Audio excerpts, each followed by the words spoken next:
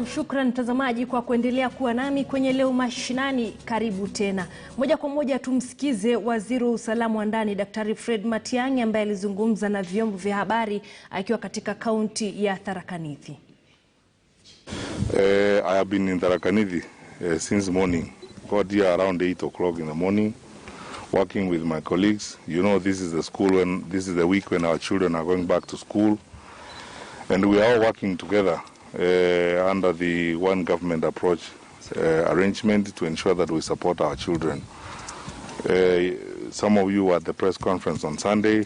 We expressed ourselves and said how His Excellency the President had directed that we ensure that we spend all our time this week supporting our colleague, the Minister for Education, Professor Magoha, and the education sector team to ensure that the return to school program goes on smoothly.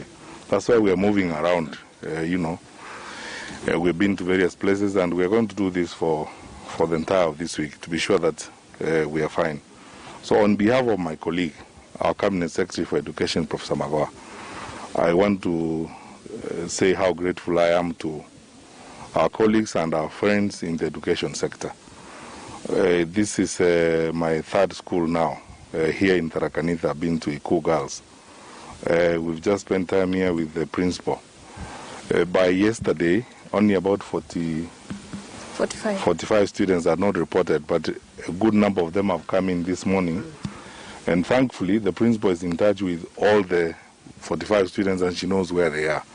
I was in a school in the morning where 84 students are not reported. We agreed with the county commissioner and the regional commissioner and the education coordinator in the region and the county director of education and our TSC colleague that we are mounting a manhunt for those 84 students. The principal gave us the list.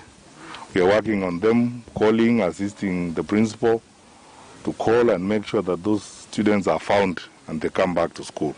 The other place where I went, only 12 students are not reported, but it's because they are transferred to another school and the head teacher had the records.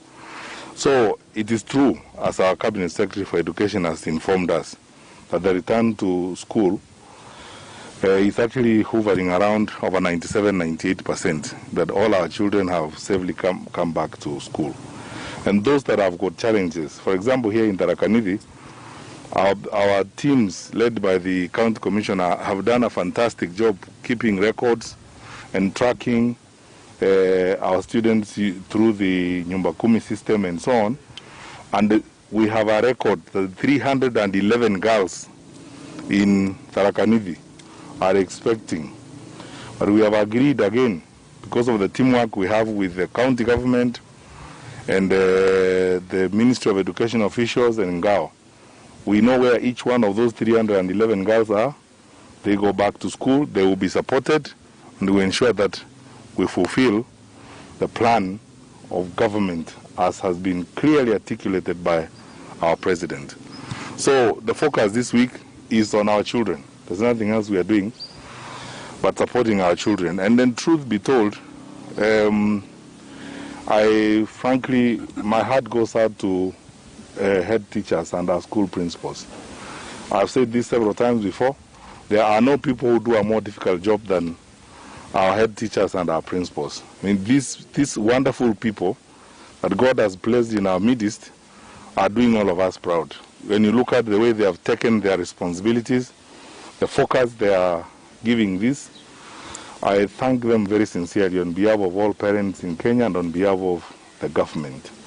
Everywhere I've gone, including here, I've been here with Madam Muturi, and she has taken me through, and all of us, the plan she has and how she has worked to deal with this, and the network she has kept with various relevant institutions to ensure that whatever issue that arises is addressed. You can see clearly a sense of focus, commitment, determination to succeed, and the right attention to our children.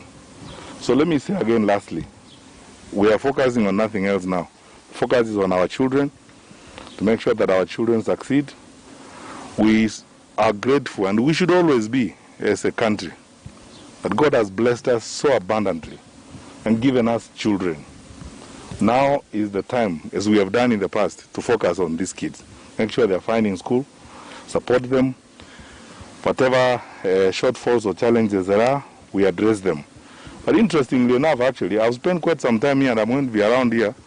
I'm thoroughly impressed by the way the schools have organized themselves, the measures they have taken.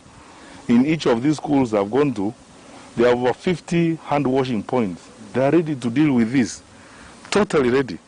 And this is very impressive. So I want to assure everyone that I think all is well.